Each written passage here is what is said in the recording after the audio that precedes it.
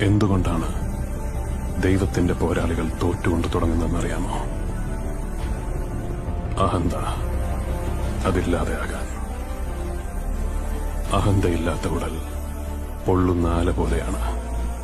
ആ ആലയിലെ ദിവ്യശക്തിയുടെ ഒരിക്കൽ ഒഴുകി നിറയാനാകൂ. അങ്ങനെ നിറഞ്ഞാലേ അതൊരു ജീവിക്കുന്ന ആയുധമാകും. വജ്രായുധം.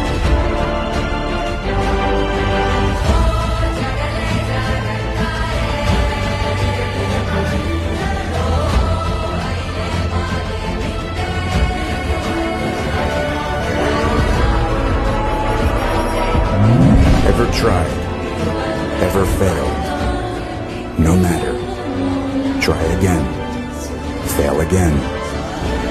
Fail better. The world